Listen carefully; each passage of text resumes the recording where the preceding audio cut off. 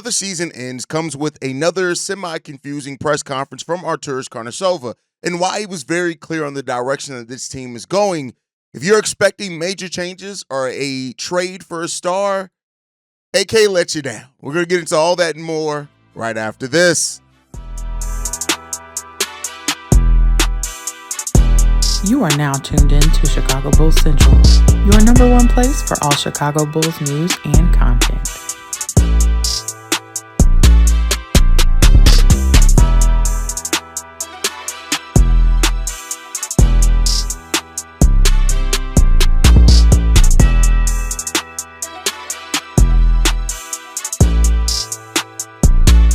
What's going on, Bulls fans? Welcome to another episode of Chicago Bulls Central, your number one spot for everything Chicago Bulls related. I'm the host there, Haize, but more importantly, you guys can follow the channel at Bulls Central Pod on every social media platform we happen to be on. With that said, let's go and get into this content for today, y'all, and I'm going to start off with all the details to come out of the season-ending press conferences from AK. We got to hear from Josh Giddey, Lonzo Ball, Nikola Vucevic, Coby White, even a little bit of Dosunmu, right? So and we went live after, but we're going to kind of recap everything here. And to start, the first one is the Bulls will not be jump-starting their timeline, right?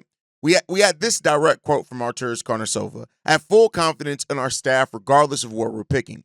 I think we can always find value. Watching what Matas has done in his progression during the year, that gives you hope. And again, the way I defined it, the way we want to build is young players with experience. You project before the year that we're going to have 28 wins, and we had 29. So obviously this group knows expectations are going to be higher next year, and I think they're going to be ready for it, right?" He did say this: "I wouldn't put any limitations on this roster. The way that Josh Giddey and Coby White are playing, we're constantly looking at ways to improve." The reason why I wanted to start this off, right, is that already from around the end of the season to, of course, leading into the playing game, there have been a lot of Bulls fans, a lot of kind of noise around the Chicago Bulls, right? The Bulls could possibly trade for Sabonis. The Bulls should trade for X player. Don't even get me started on the Giannis Antetokounmpo things, which are taken from a clip that got taken way out of context, right? But ultimately, like, a lot of Bulls fans were hoping that with the way that this team played, even my own co-host over on Locked On Bulls, right, talking about that the Bulls he thought the Bulls should trade for KD. But thinking that, hey, well, now that this team has shown over the second half of the season, let's go in and make a big move. Let's make a big swing. AK was very clear, right, that they're going to stick to their timeline, and they're planning for the summer of 2026. I've been saying that here for a while, and that's not even to toot my own horn, but that's just when it makes sense, right? Like, from the way that Coby and Josh Giddey played over the last month and a half, 2 months of the season, right? It's natural to want to wait and see, all right, how much of that is going to be legitimate if we're starting off the season with these guys in the same role with the same expectations. How much of how we finish that season is going to be who and what these players are, and I think that plays a large role into that as well, right? You got to give a contract extension to Josh Giddey this summer if he's going to be on the roster next year, right? Coby White's coming up for a contract extension at the end of next year, right? And even if you do extend both those guys, even with Dosunmu, who's also pending next year, who will get more on him and his injury and where he is in his rehab. But as you get closer to that as well, you're also seeing another player who's ready for a contract extension, right? But with all those guys still up for deals, the Bulls still have tremendous cap flexibility to try to take advantage of players that could be out there on the market at that point in time. And this year's free agent class isn't that great, right? Now, with AK saying that they're always looking at ways to improve, that does lean towards maybe there's some flexibility if somebody they don't expect comes available, things like that, right? But when you look at the summer of 2026, that's when you're looking at guys to really be available and on the market again, potentially that you can add to this team that could make some sense as far as with your timeline and all that as well. And that's what the Bulls really are going to hope for and see if that's playing a part into that, right? So the Bulls, listen, I get it that it's not the most enticing plan. I get it it's not the most exciting plan. It's really good to speculate and hope your team's going to make a move for a big guy, but at the end of the day, it doesn't really seem like that's going to be the route that this team goes unless something unexpected happens between now and then, which doesn't really look likely, right? Now, players that could be available around that time period, Derek Lively, right, is one that I think a lot of Bulls fans could look at and say could fit this team and what is going. Jaren Jackson Jr., another player that could fit this team. Again, it's a lot of ifs, but those ifs become a little bit more of possibilities if you have these guys that are also locked in and your young players that are on your team and they're coming off another season proving. If Josh Giddey plays all of next season like he played, and even Josh Giddey, a great quote from him over this was, who he finished the season as is more like him, right? He said that, coming into a new situation, with part of the Josh Giddey press conference, coming into a new team, he was trying to fit in. You had the things going on there. He was coming back from the injury, those type of things. And who he played since February is more like who he's going to be for this Bulls franchise. Now, if that's true, you got your one, right? So, that's something that you're looking at. But, you're hoping that, again, you're making your timeline a little bit more clear. And I think Arturas Karnisovas was very clear on that. That's the part that they're really trying to bet on there. You're not trying to all of a sudden jumpstart their franchise, but their timeline. Another thing that came out in this, though, and great question actually asked by Joe Cowley, is why are the Bulls seemingly afraid to get bad for a short term, to get more draft picks, get in the top 5? And AK basically said that that's not how they do things there, right? Like, if you're hoping for a jump start of the timeline by the Bulls making a move for a star this summer, that's not happening. If you're hoping that the Bulls are going to do something different than they did this year and get worse and try to maximize their chance for a top 5 pick next year, they're not doing that either. They've picked their timeline with this young vets thing that they have going on here, young players with experience, and that's how they're betting on forging going forward, as well as development internally from those guys that are already on the roster. Another one in the Winton Mahorn special, segment of the show, Billy Donovan's job is safe for now, right? AK talked about how happy he was with Billy Donovan and how much he wanted Billy Donovan to be a part of the process, and he likes the job that Billy Donovan has done with this team. He loves the way that he's gotten the guys all on the same page, that he's kept them from distractions amongst contract disputes, things like that, the change of play style and pace and changing their shot profile, which was a big buzzword for them at the end of last season. AK is happy with all of that. And that's not a shock, right? I wish I could say that I was surprised to hear that AK was happy with the job that Billy Donovan has done, but I'm not.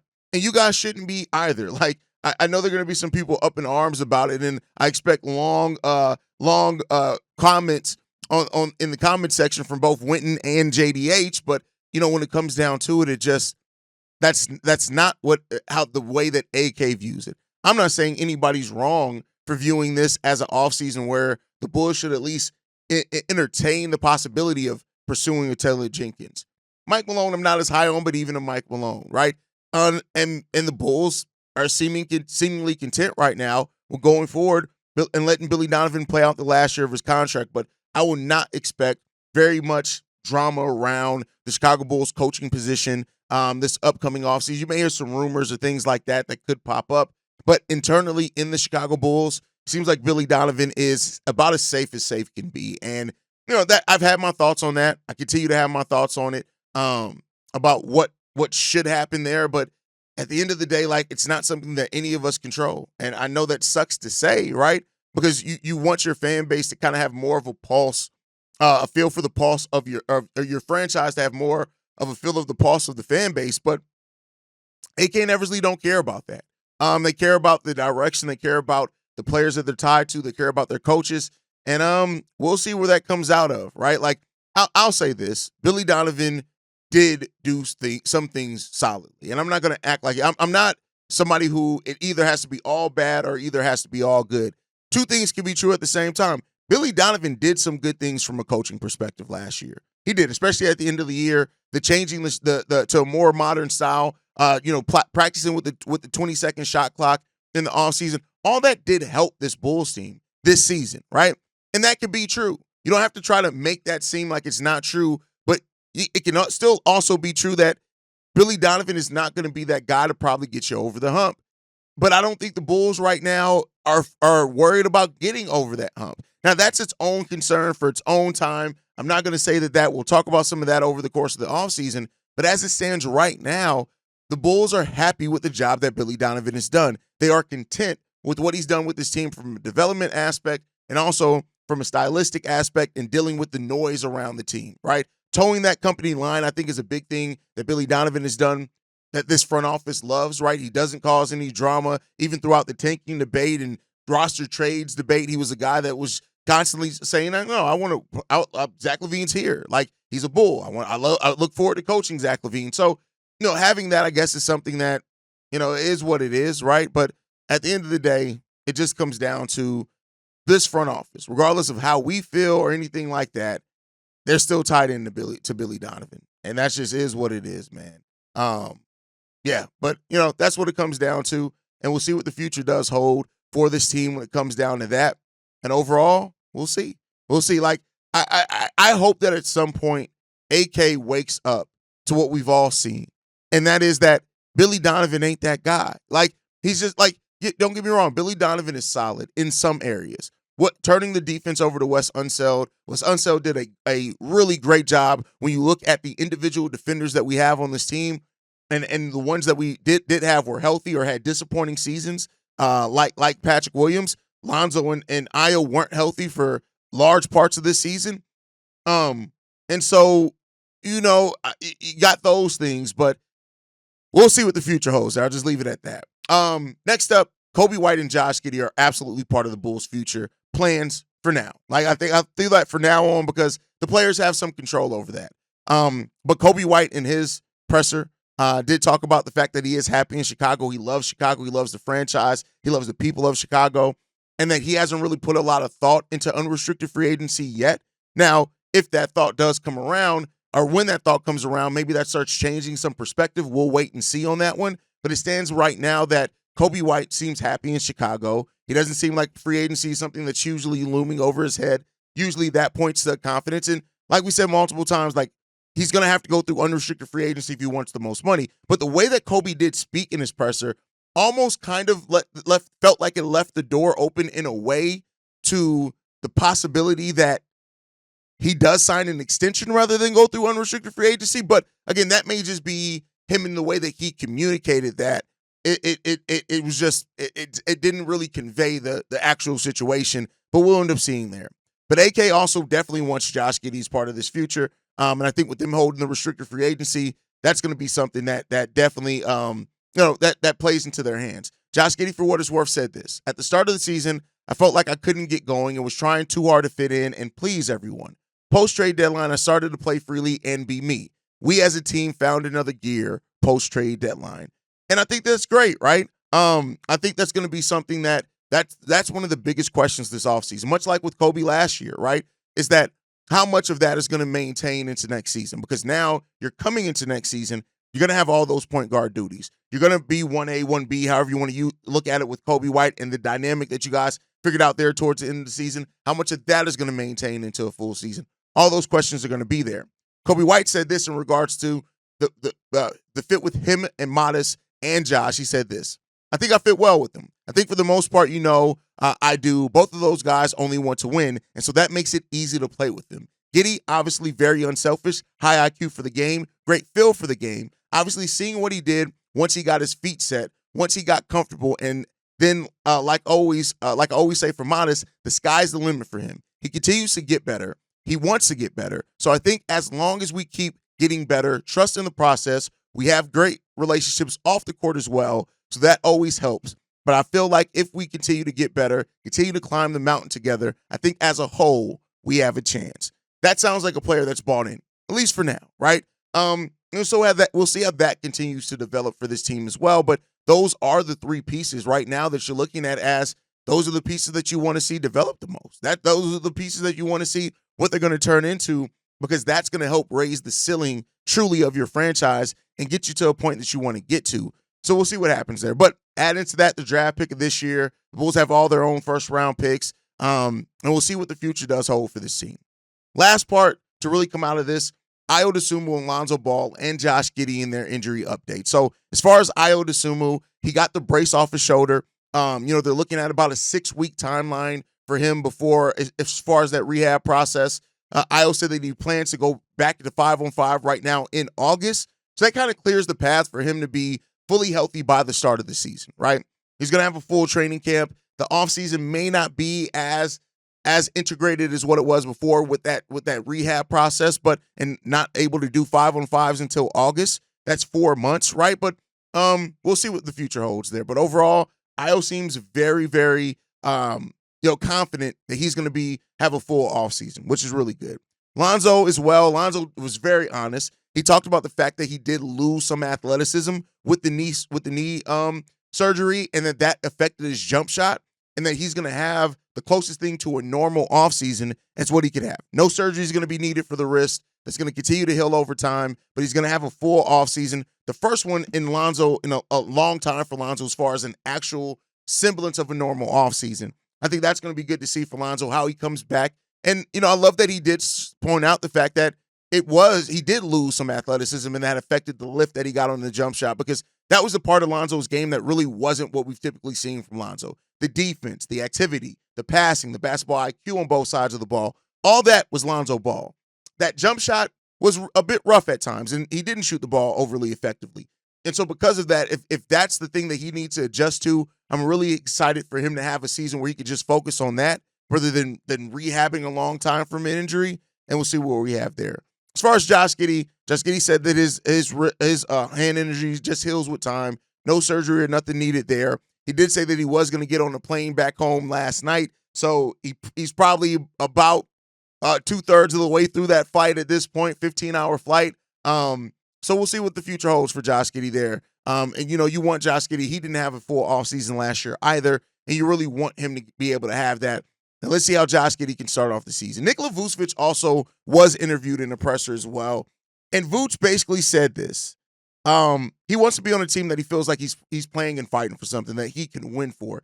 Is that the Chicago Bulls? Is that not? We'll see. I do think his comments kind of left the door open a little bit for, maybe he does want to go out here, but of course he's not going to come out on the season in person. But I told him I want to get up out of here. Probably won't see me at media day next year, but I think we'll see how those things continue to go for Vooch. I do expect Vooch to be shopped this offseason, and if the Bulls can find a really good deal for him, he's probably going to be on his way, and we'll see what the future does hold for that. With that said, though, the Bulls, tonight is the last playing games, right? And Bulls fans should be cheering hard for the Dallas Mavericks and the Miami Heat. If both the Heat and the Mavericks win tonight, that actually pushes the Chicago Bulls right now being 13th in the lottery standings up to 11th in the lottery standings if both those teams win. Now, you guys know I wasn't watching lottery odds a lot. Well, I was watching it, but I wasn't one that, hey, the Bulls need to do this for the lottery pick to be that. This now is out of our control. The season's in. The Bulls don't have to win or lose in this case. And if both the Miami Heat and the Dallas Mavericks win tonight, that pushes them up and gives them higher odds. As it stands right now, right? The Bulls would have a 1.2% chance at the number 1 overall pick and a 5.7% chance to move into the top 4. If Miami and Dallas wins, the odds in the top 4 go up to 9.4%, and the odds of the number 1 overall pick go up to 2%. Either way, we're going to need some lottery luck, but why not get some help if we can? And I think that the Miami Heat have a really good opportunity to beat the Atlanta Hawks. The Dallas Mavericks, that one could be a little bit different, right? And so we'll see what happens with that. This is a Mavericks team that I don't really know how to feel about. Again, if Anthony Davis goes off, Klay Thompson goes off, things like that, we'll see what the future does hold there. But, overall, the Memphis Grizzlies should be the better team. But then again, the Memphis Grizzlies haven't necessarily played up to their level that you would expect them to all season. So it's going to be it's going to add some interest there, I would say. And also we may be live doing a watch party over on NBA Central today for these games. I'm going to get with the guys and see how they feel. One of not both the games. I don't know if I can get both guys to sit for 6 hours watching basketball for both the games. But if you go over to NBA Central, the link to that is in the description. We got all the links to the channels there. If you go over to NBA Central, there's a pretty good chance that you'll get some type of content there tonight in a watch party, and we'll see what the future does hold there. We'll also be doing watch parties for some of the marquee games over the course of the season. So keep a lookout over there for us as we're trying to grow that channel as well. Now, with that said, we talked about what's coming this offseason for the Bulls. Let's talk about what's coming with the offseason for the channel, right? One thing that I don't do a good job at is kind of letting everybody know what's coming, because I've been doing this for the same, but we grew a lot this season, right? And so for all the people that are new to Chicago Bulls Central and wondering, okay, what's happening in the offseason, whether you're a podcast subscriber or you're a YouTube watcher, basically what you can expect to happen is business as usual around here. We're going to stay daily. I'm already starting to plan content for next week, which I'm going to start my player grades. I'm going to start putting up over the course of the weekend polls for grades on how you grade each of the Bulls players. I'll incorporate that into those respective episodes. We're, of course, going to start off with Josh Giddey, Coby White, Matas Buzelis, and then we'll make our way through each one of the players, and we'll incorporate that. After that, right, we'll probably have a week or so of that. After that, we're going to heavily start the draft process, right? I'll start getting a list of my favorite prospects. Underrated prospects is probably where we'll start with those. Do those, and then after the draft lottery, when we know where the Bulls are going to pick, that's when we'll start doing position by position breakdowns, right? The best guards available for the Bulls, the best shooting guards expected to be available in the Bulls range, the best forwards and centers. So we'll start doing breakouts of that, right? And the content doesn't stop around here. And as things like the draft combine happen, the draft lottery happens, of course, the NBA draft will start picking back up. Free agency will be back. The episodes may be shorter over the course of the summer, but they won't stop. You'll still be getting daily episodes even over the summer.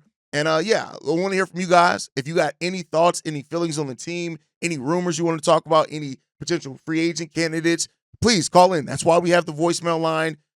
You guys are hugely important, especially all season long, but especially in the offseason as well, because this is your opportunity to where the focus can be on your guys' thoughts rather than what the team is just doing on the court. But that's my thought process. That's how I wanted to finish this episode. Make sure you guys are following us at Bulls Central Pod. You can send us any feedback, questions, comments, concerns, bullscentralpod@gmail.com. Lastly, if you want to leave a text message and our voicemail for the mailbag, the number to do so, 773-270-2799. We're the number one spot for everything Chicago Bulls related, but that's thanks to you, lovely and beautiful people. And like I like to end every episode on, go Bulls. Love you guys. See you right if you can, y'all. Peace. This has been a presentation of the Breaks